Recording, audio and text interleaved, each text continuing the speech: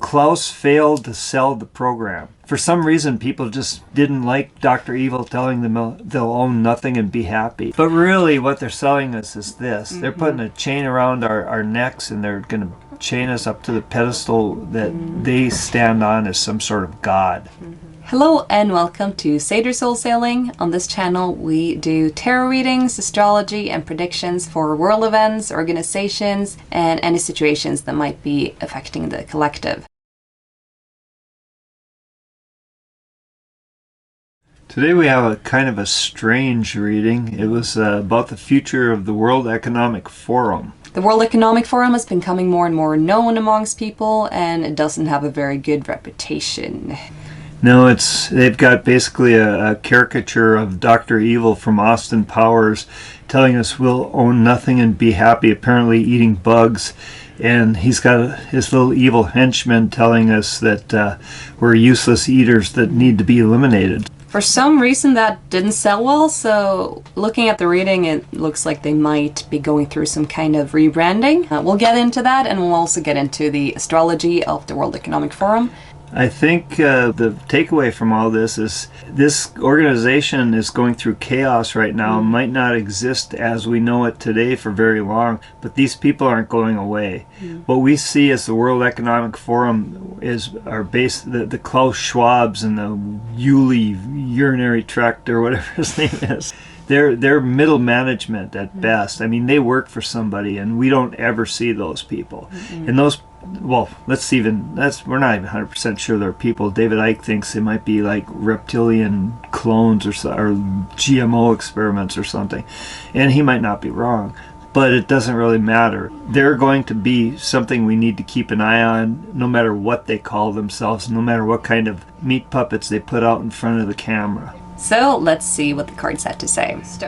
For starters, we got the signifier, which is the Five of Wands, and this talks about the internal conflict that is currently happening inside the organization. I think this is happening due to the fact that people are not liking the World Economic Forum. Like, Klaus Schwab is the face of the whole operation, and it's not a face that people trust. Or even want to look at. No, exactly. He's not a pretty man. He's not a pretty man, and it's not even about that. I mean, you'll own nothing and be happy. That didn't roll well. I think perhaps the pandemic too didn't roll out the way they wanted it to do.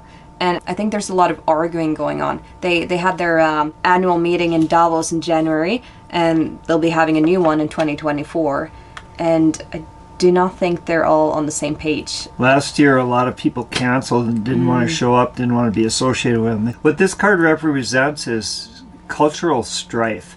If you look at the image, it shows people with different skin colors, different clothing, different dress, and it's the clash of cultures. And I think what we're seeing is a complete implosion of culture within the current, what they call the WEF. And we'll talk about how that was formed a little bit when we get to the astrology. It's not a happy place to be right now, and it's going through some serious turmoil, which is the next card.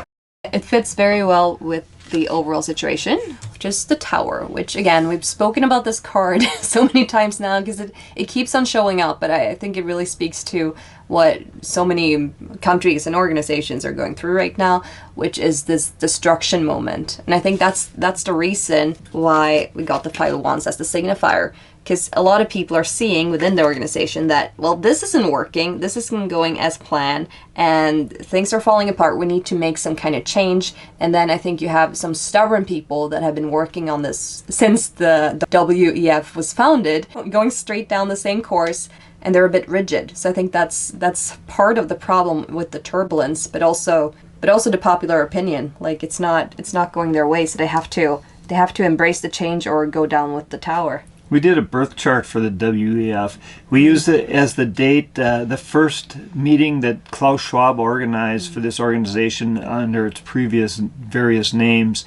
It was held on January 24th, 1971. The birth chart for that date was not a happy... Saturn is basically sodomizing the WEF without the benefit of personal lubricant right now. Yeah, let's hear more about that. When Klaus got his henchmen together in 71, his group of oligarchs in Geneva, Switzerland, they created what evolved into something they call the Davos Manifesto. There may be whoever's behind this, whoever Klaus Schwab actually works for, may well have been involved with certain other manifestos that have created a bit of chaos and turbulence in the world too. Right now, Saturn is treating them the way a particularly brutal priest treats the altar boy. So anyway, it's Saturn squaring Mars, and this brings intense ego conflicts within the WEF, conflicts that will ultimately damage the organization. Members will provoke and threaten one another because their goals are intrinsically opposed to one another's. These conflicts will be characterized by bitter, antagonistic eruptions of anger, the results of long suppressed rage between members. This will ultimately end in failure and setbacks. Many members will suffer severe health problems, especially if they are older and have been relying on drugs and other substances to prolong their lives. And Saturn squaring their Jupiter. These squares are all about less than a minute apart, a minute to a minute and a half from exact. So, I mean, these are like, it's hitting home right now. I mean, that's exactly what's happening right now. They are in a tower moment. And Saturn's squaring their natal Jupiter. And this frustrates the organization's opportunities and limits their freedom in some way, up to and including incarceration. And we could see Klaus sitting in the pokey or something like that. These restrictions will prevent members from functioning in the manner in which they've become accustomed, damaging them financially and professionally. They'll implode when faced with even the slightest challenge. The harder they try to hold on to something that no longer works, the more they'll suffer. In their frustration, they're likely to blindly react, making their situation worse. This is the cultural war that's going on within the organization right now, and this is no fun. I mean, it's one of the few Jupiter transits that's actually really nasty. And Saturn's also squaring their natal Neptune. They have a stellium with Neptune, Mars, and Jupiter really tight together on their natal chart. Honestly, I don't know if I would have chosen that particular moment and place and time to sign, or to begin this agreement.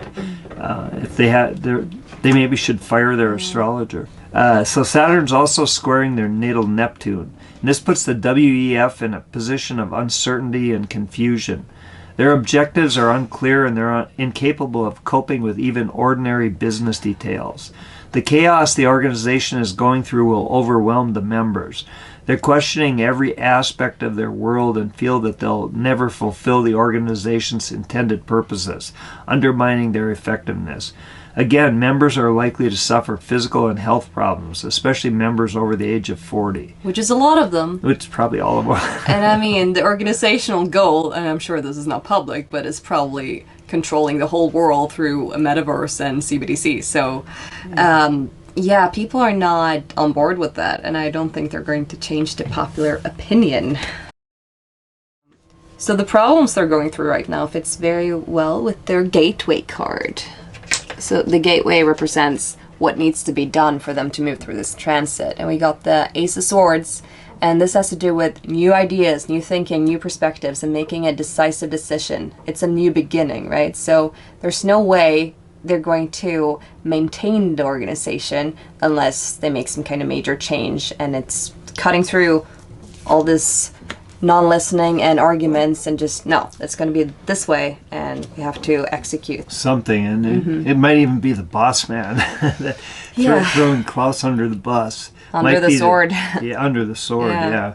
And I think that kind of their fears and desires, their desires really speak to that. This is the turmoil right now. What they want is they really want to hang on to something that they've lost. Basically, Klaus failed to sell the program.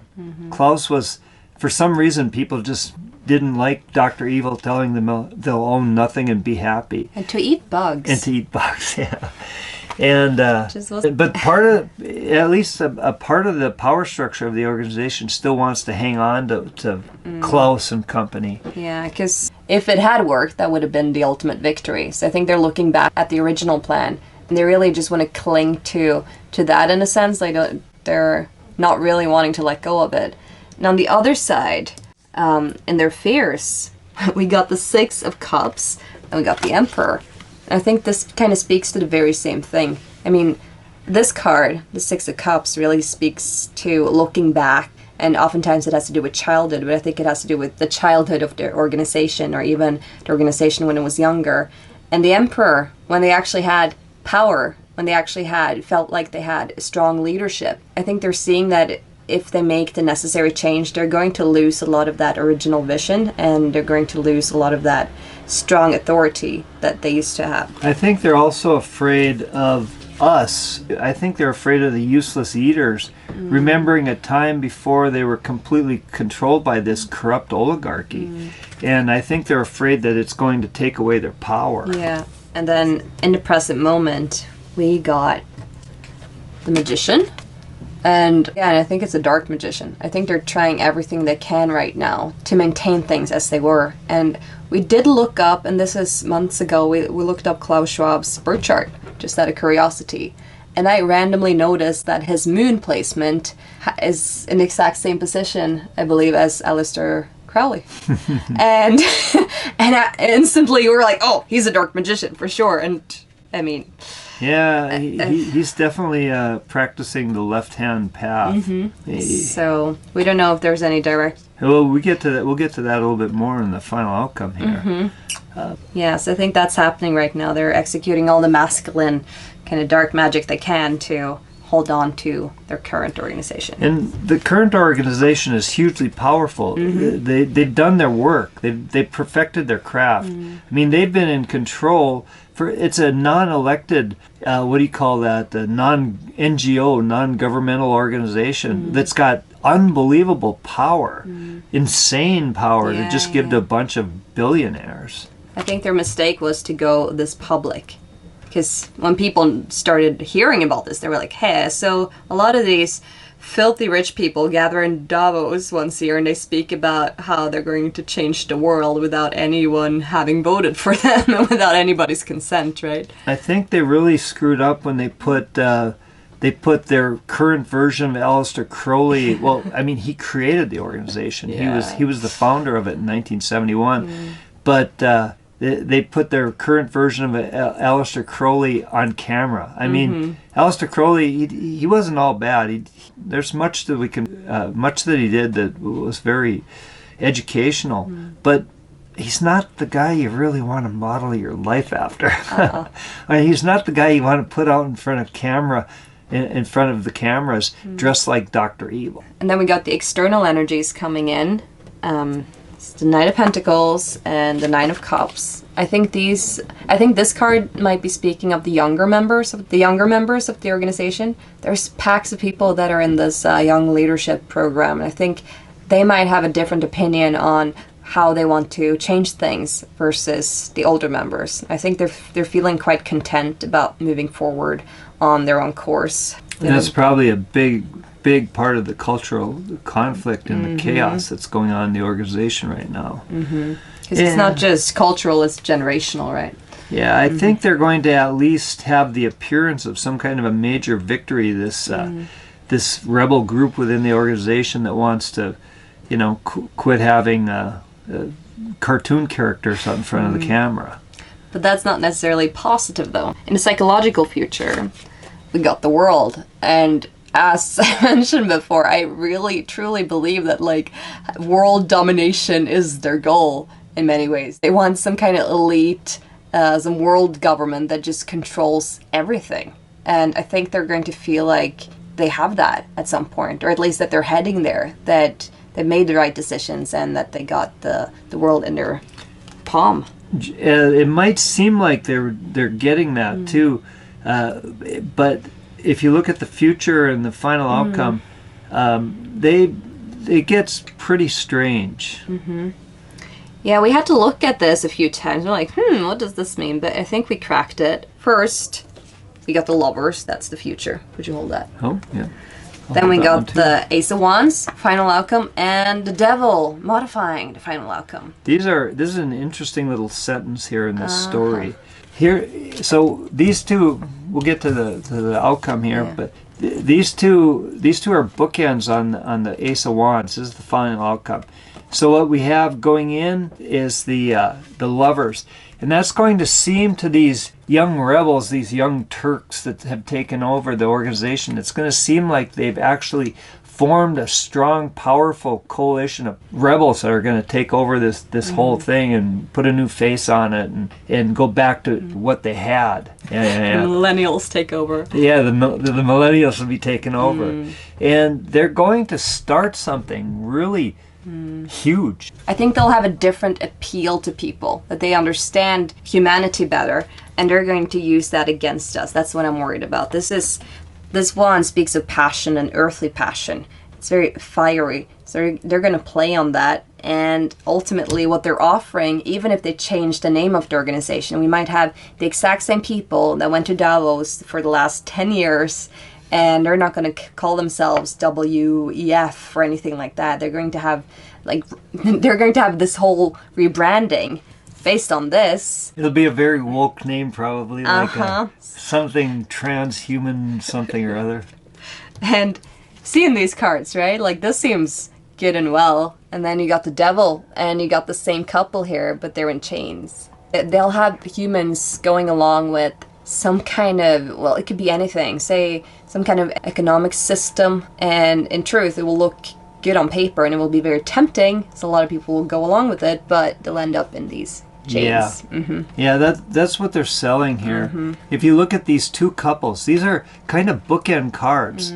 So we start here with the Lovers. They couldn't be happier. It's this naked couple in the garden, and they're about to experience all the joys in the world. But often that is really this. Look at this couple. It's the same couple, but they're chained to the pedestal below the devil.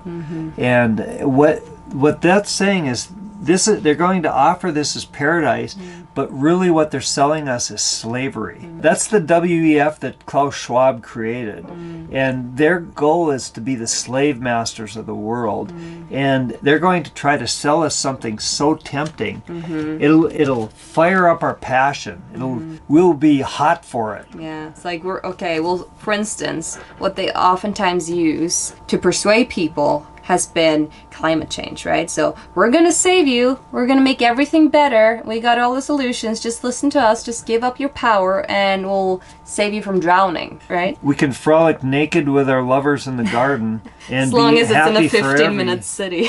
Yeah, be happy forever. But really what they're selling us is this. They're putting a chain around our necks, and they're gonna chain us up to the pedestal that they stand on as some sort of god. So this is a big warning, guys, for the future. We have to be very discerning and not fall for the rebranding, whatever it might be. Because even if it sounds and looks good and it's like, oh, all these rich, intelligent people are going to save us and they're going to use technology for a benefit, it's all, ultimately, all this. It's Sean Penn giving us his next Oscar award. It's tempting, but it's really a pretty hollow gift that they're offering.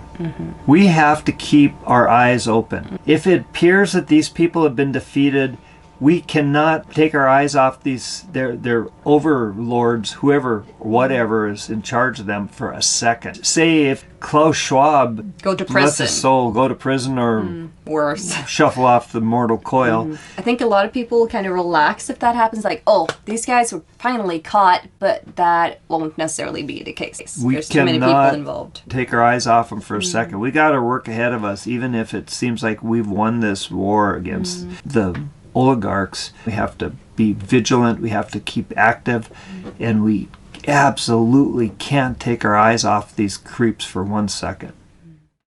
So that's really all we have to say about this week's reading. If there's any topic you want us to do a reading about, please comment below. Also, we're going to have a Christmas giveaway in December. You can win a free personal reading.